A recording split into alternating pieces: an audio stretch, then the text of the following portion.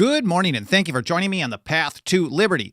I'm Michael Bolden with the 10th Amendment Center, and this is the show for Monday, December 4th, 2023. And today, I'm talking about how we can use James Madison's strategy to stop federal programs without relying on the federal government to somehow magically do what it never does, which is protect us from itself.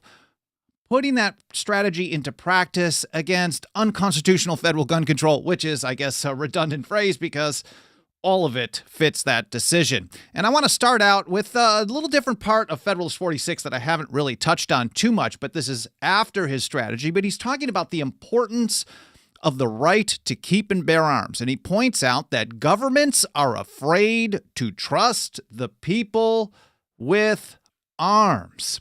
Now, the context here of why he's saying this is really important because anti-federalists were basically arguing that no matter how you told us that the federal power would be structured under the Constitution, there's some potential wiggle room for people who, we'll just call them politicians, people who want to expand their power at the expense of your liberty.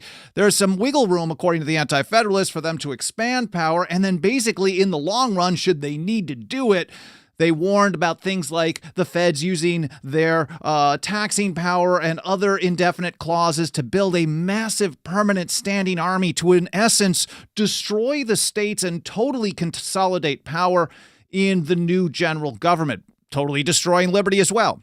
And Madison described it like this. This is how he responded to it. He said, "The only refuge left for those who prophesy the downfall of the state governments is the visionary supposition that the federal government may previously accumulate a military force for the projects of ambition." So he's telling us, like, okay, I don't agree that this is how it's going to play out, but let's address this just in case, because we can see scenarios that we can compare it to. So he went then from there, he went on to explain that a heavily armed population, along with the structural advantages of federalism, decentralization, would create a 1-2 punch that could even overthrow all the military tyrannies of Europe at the time.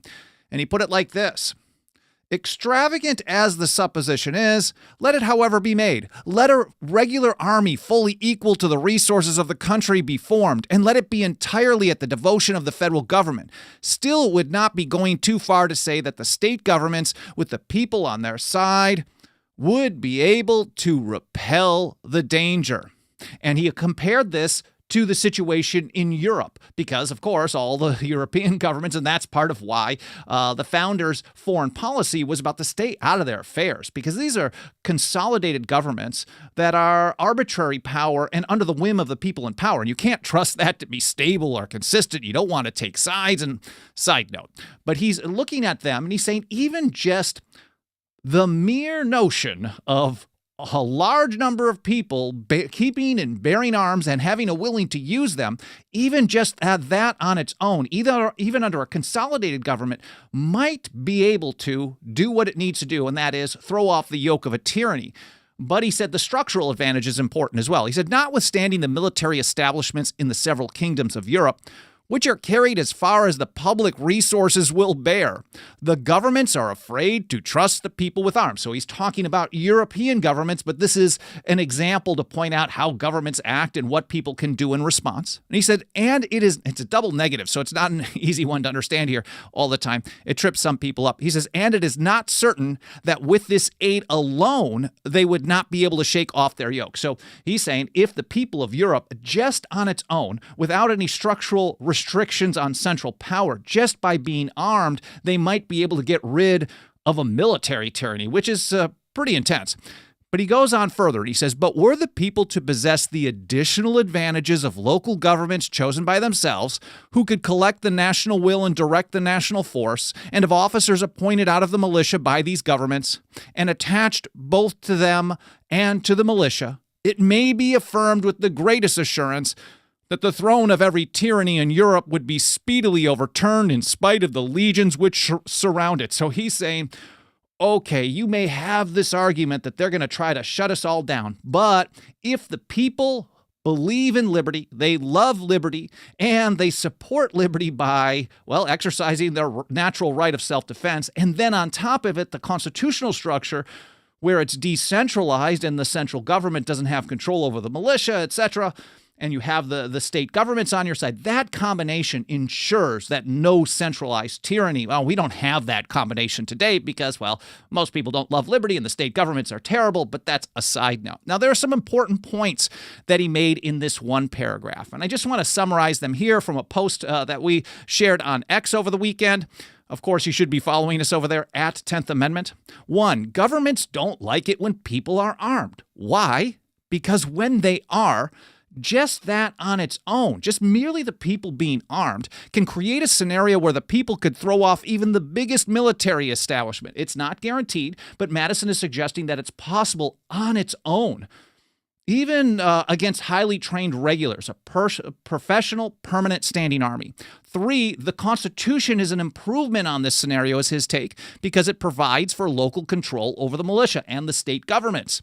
He said, this 1-2 punch guarantees that no tyranny would be able to stop the people or the states, the people on the states combined. And of course, the caveat here that I keep mentioning for today is that Madison's argument is important today, and this is from another post on X, for people who tell us that because there are so many millions of firearms, a new revolution, a new war for independence from D.C. would stop the empire. Now, Madison says just the number of arms on its own and people willing to use them, it could be done, but it's not certain, especially when you're talking about the largest military empire on earth, and you really want to get the states pushing towards liberty. And of course, we see small steps. Of course, we cover this in our State of the Nullification Movement report, which will be published. We've got some hard copies in hand now, and I shared that with some people over the weekend, and we'll be publishing that online as well soon too. But Madison says, it might work, but it might not. And it would absolutely work if we can get the state governments to move in the right direction. And we can focus on that more in another episode. But I want to first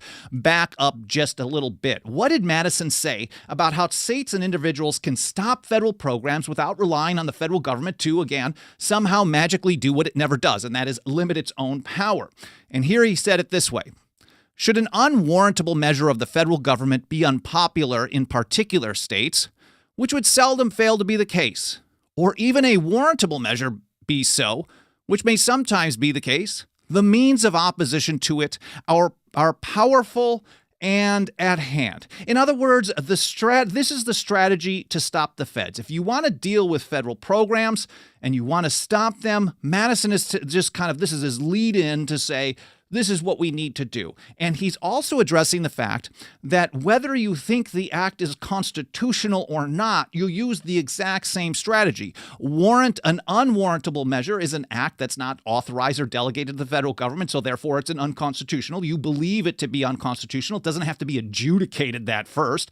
It's basically if the people of a particular state or of various states think that a federal act is unconstitutional, we can find tons of those today, almost constantly, then this is how you deal with it. But also Madison said, and this is a lot of people get tripped up on this as well, he said even a warrantable one, so basically something that they're authorized to do that is just bad policy. Just because the federal government is delegated the power to do something, it A, doesn't have to do it, and B, it doesn't always have to do it in a particular way. The way that it approaches a delegated power may be too much, maybe it's too little. Well, that's never a problem we run into is too little government. I mean, I don't even know what I'm talking about. So he's basically saying this is the same strategy. Whether you just dislike the program or you think it's unconstitutional or a combination, it could be because it's snowing outside or because it's a Tuesday, even though it's a Monday, but it doesn't matter what your goal is. This is the strategy of how you undermine federal programs. And he said if the states, a number of states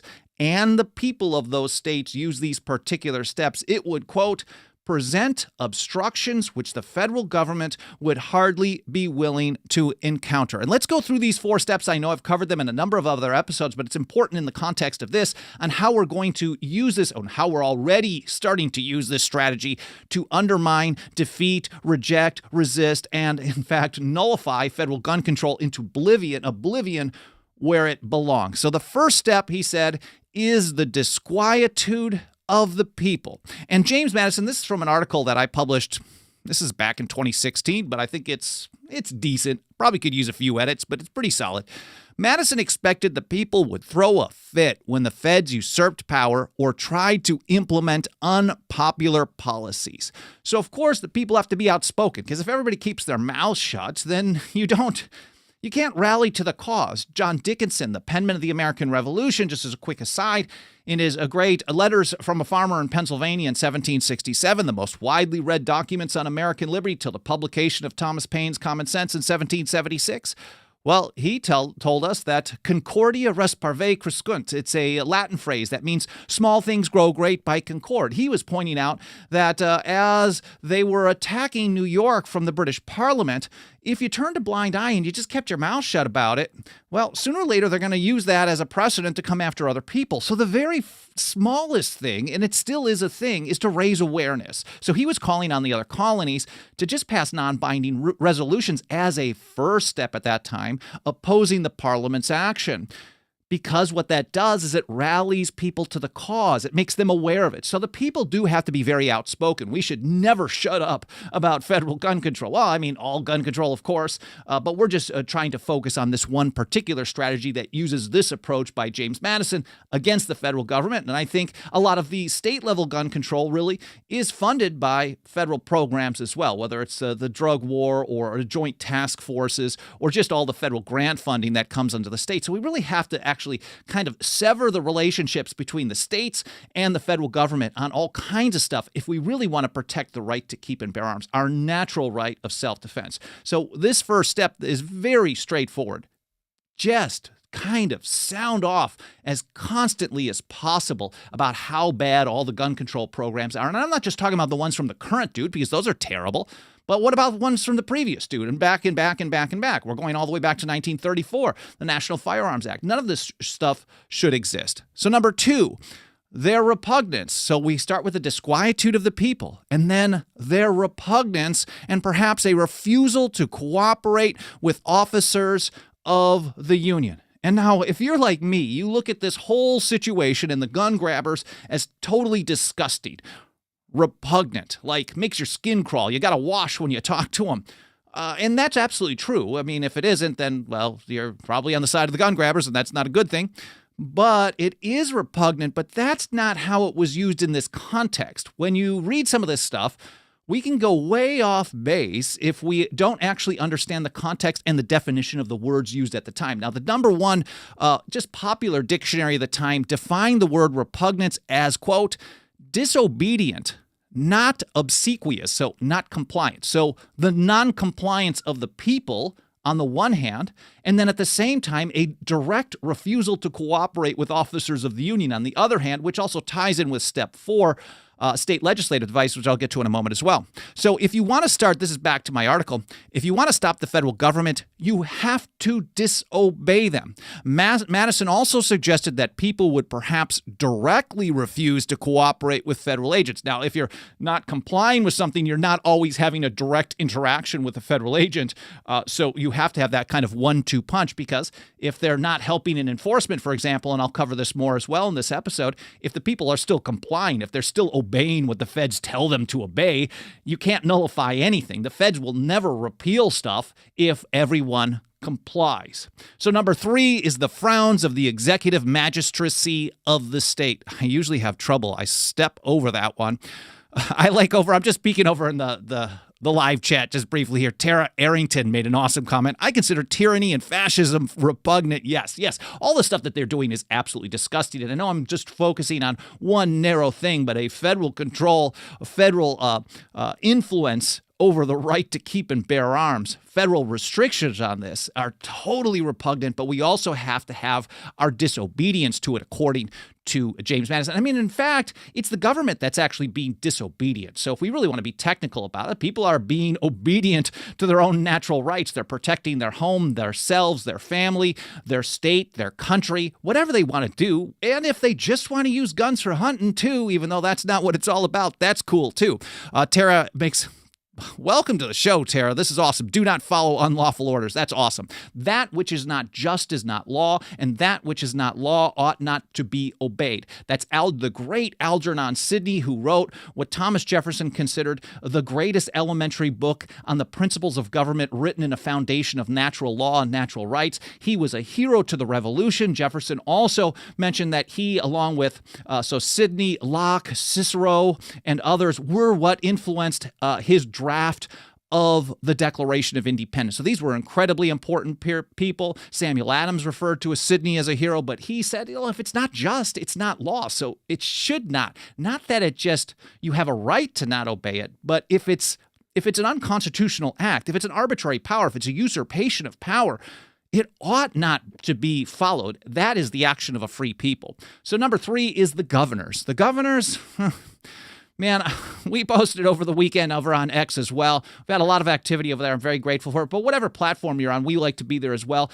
We're on all the mainstream ones, both for this show and then for the organization as well. But here, James Madison envisions governors. Well, the post was, one of these days we are thinking about doing a kind of a 50-state grade the states on the Constitution, because we see stuff like this from Cato and other organizations all the time, Economic Freedom Index. And if we were to grade all the states on their adherence to the Constitution, they'd all get an F. So I think that might be boring, but maybe we should do it at one point and just point out why. Well, because they're terrible on everything, and some states are less terrible. I mean, a couple of states are actually pretty good on small issues, on single issues. But when you look at the big picture, it's just awful all around. Here, Madison envisions governors formally protesting federal actions. Governors are very popular. They get a lot of media coverage today. So when they're out there championing a cause and railing on what's coming out of Washington, D.C., it doesn't stop anything. We can't count on a single person to stop things. But we want the governor to use their kind of bully pulpit to create attention. And they won't do that unless it's popular for them. So they have to know. I mean, if there's plenty of disobedience by the people, that drives. If we think about the steps that Madison is talking about here, first, the people have to be really upset. And then they stop complying. They refuse to comply. They disobey the feds. That drives the governor to start talking about it. When the governor starts talking about it, that leads to the next step, which is legislative action. James Madison called this legislative devices, which would often be added on such occasions. And this is really important because this is, if you tie this in with his number 2, which is a refusal to cooperate with officers of the Union, we can also tie that in not just with the people at large, but the states don't have to help the federal government violate your rights. The states don't have to help the federal government do anything. If it's a federal act and you think the thing should be done by the federal government should stop doing all the stuff that it's not supposed to do, so it has the funds and resources to do that. It's the stuff that it's supposed to do. But instead, they've got their kind of dirty little fingers in anything and everything that covers our entire lives. And in order to do that, they rely on the states to implement basically everything. So a refusal to cooperate with officers of the Union by individuals, disobedience by the individuals, and of course by the state, saying we will not help you enforce the Gun Control Act of 1968 or the bump stock ban or whatever it is. Any of it. You could say all of it, part of it, just stuff that's coming down the line, single issues, whatever. You just got to get the ball rolling inch by inch, as Jefferson told us. With the ground of liberty is to be gained by inches. I believe that liberty, that freedom, that markets are more powerful than government over time. And when the people are on board and they can get their states to back them up, even if you just crack the door open a little bit, this sets the stage for a floodgate in the future. Now, back to Madison. Again, I just want to reiterate this phrase. He said if a single state used these 4 steps, it would create a very difficult situation for the feds. He said it would oppose in any state difficulties not to be despised. It would form in a large state very serious impediments. So even the smallest of states, now there was no Rhode Island in the situation. I mean, maybe he was referencing them a little bit, but let's say he's talking about a single small state taking these 4 steps together would create a very difficult situation for the feds. If you had a large state doing it, it would be a serious problem. But if a number of states took this approach. And when Madison describes states in this situation, he can define them. In his report of 1800, he points out that you can define the word states in a number of ways. It could be a geographic area, it could be a state government. But in this situation, we're talking about the states in their highest sovereign capacity. And that means the people comprising those states. So if the people, along with their state government, take these approaches in a number of states at the same time, he said, and where the sentiments of several adjoining states happen to be in unison, it would present obstructions which the federal government would hardly be willing to encounter. Now, keep in mind that this was going to be at a time when the government under the proposed Constitution was going to be totally tiny. I mean, they were increasing the size of the government. They were calling it more energetic. Without a doubt, it was getting much larger than under the Articles of Confederation, but it would have been tiny, or it was even tiny. Even when it was getting way too big, it was tiny compared to anything we live under today. It's so small at that point that it would be unrecognizable in comparison to the monster state we have right now. So that means if Madison was saying it was important at that time, and a number of states taking this approach would bring down federal programs, even though the feds weren't really relying on the states in most situations, today it's totally opposite. And so Madison's strategy is far more effective today. We know this because they're telling us during one of those they call them shutdowns, right? It's when they basically don't really shut down all the worst parts of the government, the surveillance, the gun control, the empire, the spending, generally the welfare programs, but they close down some parks and they get some media attention about how, things are being shut down and it's dangerous and all that. But one of these fake shutdowns back in, I think, 2013, the National Governors Association sent out a letter. It's like a circular letter. They were pretty alarmed about the scenario, pointing out that states are partners with the federal government on most federal programs. But here's the dirty little secret that they don't want you to know. Partnerships don't work when half the team quits. And I think that's really what the Governors Association was getting at.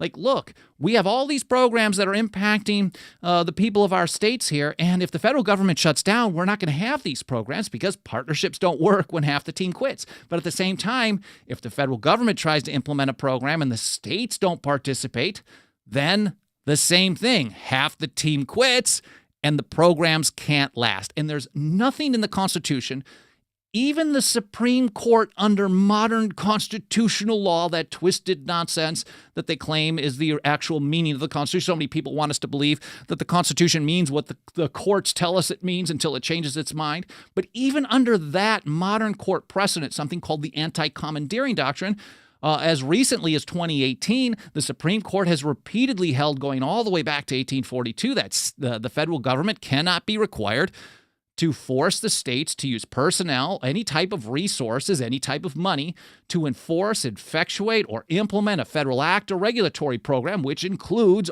all of the federal gun control. So if the ATF, which shouldn't exist, wants to enforce stuff, they have to do it on their own. Now, we're going to link to all this stuff. Alan Mosley organizes the blog post for every episode over at 10thamendmentcenter.com/path-to-liberty. It's all spelled out, 10thamendmentcenter.com/path-to-liberty. And there you're going to find all the different episodes. We publish a blog post generally about a couple of hours after the live stream is done, depending on how things are going over here. But Alan will get that organized. I'll get it finalized and published in a couple of hours. And on each episode, you can find the way you scroll through it is on the top, there's a quick overview. Then you see an audio player. Then there's some audio platforms. We try to be on every platform possible. So if we're missing on either an audio or video platform that you'd like to see us on, please do let me know. Of course, we live stream over at YouTube and Facebook and LinkedIn and X and Twitch. And we also live stream at Rumble and Odyssey.com. We might add TikTok if I can figure out all the logistics on that, but I don't know if I want to add more work these days. We're on all the podcast editions as well. So then you scroll down, you see the video player, and then there's a show links section. So you can be like, okay, Bolden, you're going to share some facts and figures from the ATF, which I've got coming up in just a moment here. That will be linked there in the show notes so you can read in context and learn on your own time. I want to say a quick hello to everyone out in the live chat while I'm here. I know I was saying hi to Tara, who had some awesome comments. I see a bunch of other stuff back and forth. I will try to address these a little bit later. There's Kirk Morrison. Oh, he lost his dog. Man, Kirk, that is horrible. Thank you for letting us know. Sorry about that. Senator DT, Haji, 1954. There's King Nobody, Dixie Strong, Jamie, Happy Snowfish, Snapper Tracks, I think.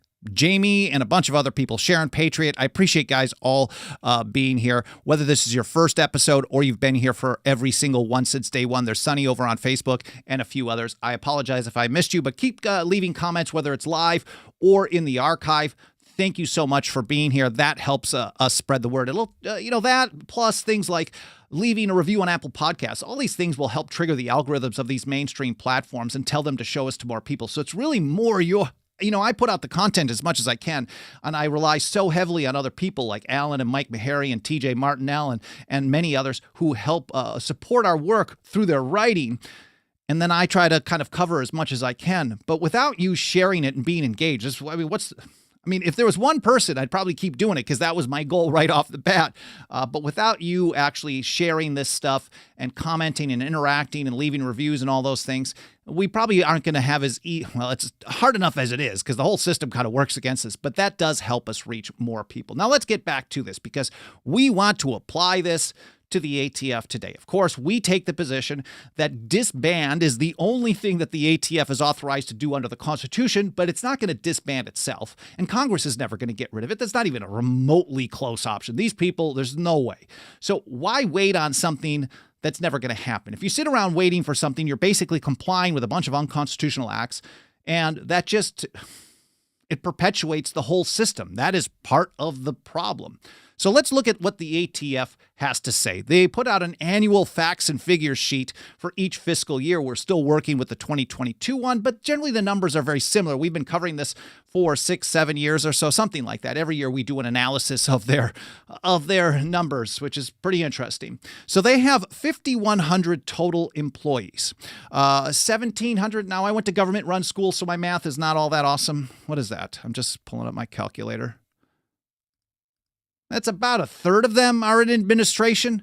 So they've got like 3,400 kind of in the enforcement realm employees. Now, this is anybody who runs an organization that requires on-person power recognizes that you can only do so much work without expanding your workforce size. So year in and year out, they keep trying to increase the size, and they don't really get much different. Sometimes it's down up to 5,150 employees. Sometimes it's down to 5,000-ish, but it's always within a very close range. It does not change very much. So we know that they have a capacity, and we've been reporting on it all the way back to 2014, taking some historical figures into context as well. We know what their capacity for enforcement is. So, for example, in 2022, the cases recommended for prosecution, they've looked at stuff and they said, well, we need to prosecute these people. Now, mind you, most of their prosecution, especially under the previous administration, which was not a Second Amendment administration, was terrible, worst in history on federal gun control enforcement.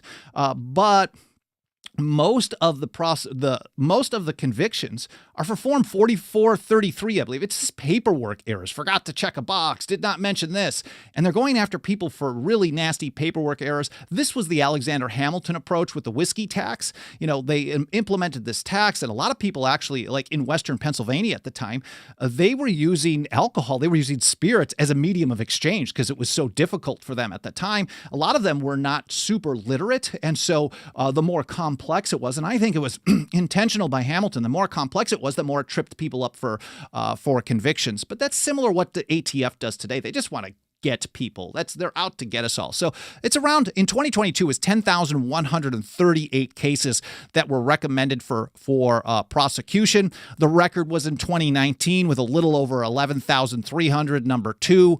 So the current one is, I think it's number 4. It's top 4, but it's bad. It's not going down far enough. It really needs to be 0, of course. And then we have convictions. The record was also in 2019, 6,887 cases. Now, some of these cases means there's multiple people. So in the record was in 2019, it was like a total number of convictions in 2022 of 7,300 people with 5,300 cases. Now, not to get you too bored on that data, but it's important to understand that first of all, whether it's 6,000 prosecutions or 10,000 or 100 or 5,000 or 500,000, it's all too many. The number should be 0 because that's the number of federal gun control measures that are authorized under the Constitution. As I mentioned earlier, the ATF shouldn't even exist. Now, up until the last couple of years, all 50 states all of them, 100% of them, have been complicit in this attack on the Constitution, this relentless multi-decade attack on the Constitution and your liberty, your natural right of self-defense, your natural right. This is not a Second Amendment right. You do not have the right to keep and bear arms because there's a Constitution or because there's a Bill of Rights.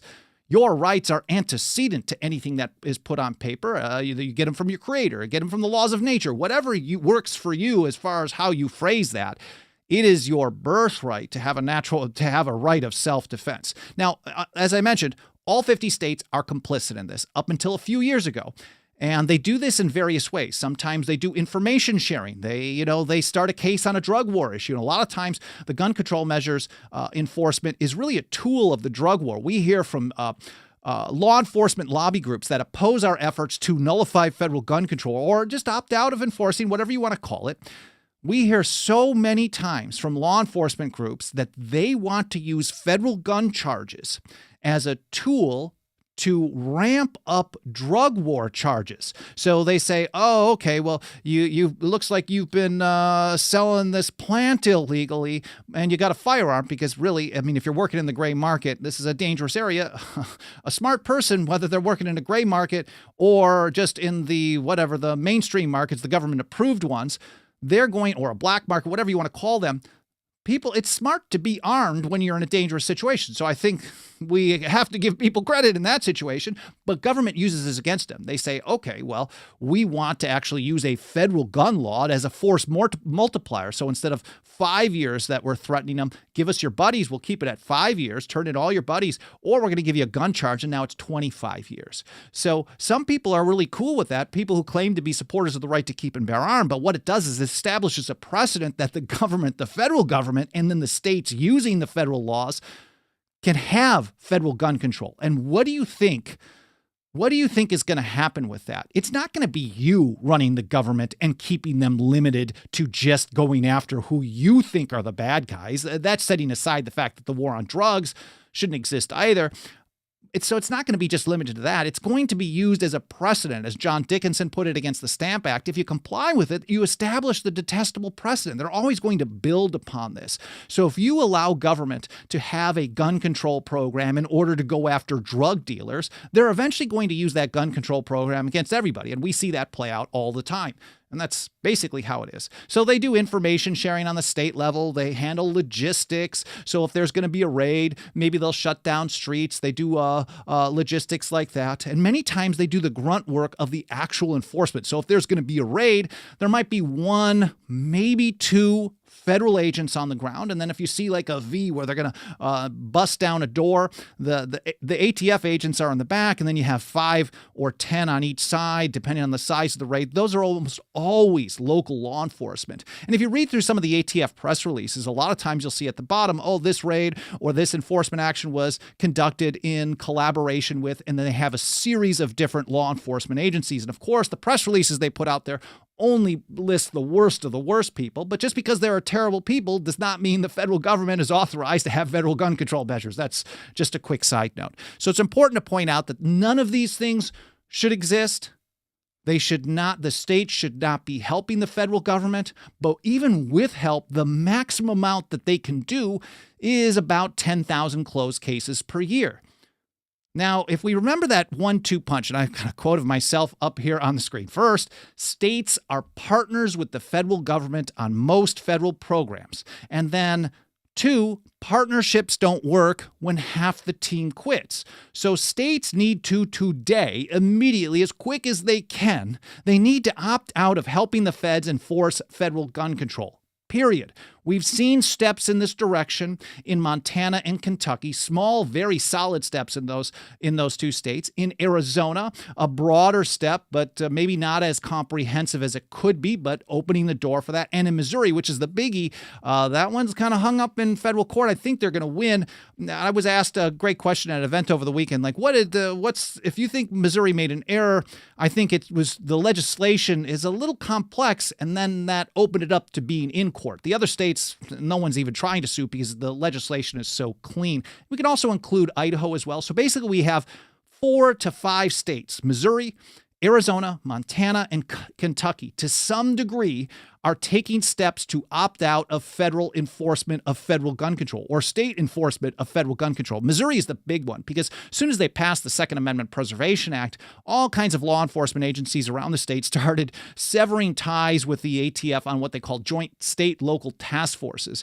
And the lawsuit, if you look at this, and I've covered this in other episodes, the ATF or the DOJ is basically saying, hey, the problem is, well, this is making it impossible for us to enforce federal gun control, which is absolutely what is supposed to be happening. So we think we're going to win that one in court. It's not us, but we think the good guys are going to win. But even if it doesn't, we do have other strategies that are being pushed forward right now. It's good to hit them at various levels. So it's important to remember that, one, states are partners with the federal government on most federal programs, including enforcing federal gun control. And two, partnerships don't work when half the team quits. And then three, the states don't even have to help. The anti-commandeering doctrine tells us that they can just opt out. We see it happen on all kinds of other stuff, cannabis legalization, immigration sanctuaries, etc. So they should really, really be treating this as a green light. Now, what's even more important, though, and I know I'm talking about the state governments here, but what is more important is the action of the people themselves. Let's think of it like this. Let's say there were like 10 or 11 million undocumented short-barreled rifles, all in violation of the National Firearms Act of 1934. Well, there is zero chance that the federal government could make much of a dent in response to that, even with the support of the states, because that's the way it's been happening right now. And their capacity is somewhere between 7,000 and 10,000 closed cases per year. So if you think, if there were millions of people saying, what? Okay, we need to have some backbone, take a little bit of risk, there's nothing they could do. They would be overwhelmed so quickly, it'd be unbelievable, just with the people opting out on their own. But then at the same time, if the states stop helping in the enforcement, then the federal government with their 3,400 employees doesn't have anywhere close to the enforcement agents. They don't have anywhere close to the person power or resources to get the job done. And if you have millions of people who are willing to take a stand for liberty, well, then you've got a whole different political climate. James Otis Jr. really had some great thoughts on this that I think we should highlight over and over and over. Now, if you think about it, even if all the states stopped helping the feds enforce federal gun control, if all the people still comply with all the federal gun control measure, there's still nothing to enforce. So it doesn't matter if the states opt out at all. So really the most important thing is a willingness of the people to exercise their rights, whether the government people want them to or not. It's not liberty if it comes with a government permission slip. James Otis Jr. put it this way: so long as people will submit to arbitrary measures, so long will they find masters. There is absolutely nothing that helps us get this message out to more and more people every single day, more than the financial faith and support of our members. Our membership program starts out at just $2 a month. So if you got a couple of bucks of that dirty government fiat, please consider throwing it our way this Christmas season. We could really use your help ramping up for the 2024 nullification season. We also have annual, lifetime, and 5-year options. Again, that's 10thamendmentcenter.com/members. 10thamendmentcenter.com/members. I'm running a little bit long. I got a little bit long-winded here today, but I'll take a look over in the comments and questions. I see some posts from John Poley and Rights Are Not Tradition and Haji and a few others that look pretty interesting, but I'll take a look at that a little bit later today. And sometimes I get great ideas for future episodes. Sometimes I have a chance to reply to them, but I do read through everything, and I really appreciate your feedback and support. So if you enjoyed this episode, please consider sharing it, reviewing it on Apple Podcasts, any other podcast platform, smashing the like button, leaving comments. Again, all that stuff does help us reach and teach more and more people. I hope you had a great weekend. I hope you enjoyed this episode as much as I enjoyed sharing this information with you, and I hope to see you next time here on the Path to Liberty.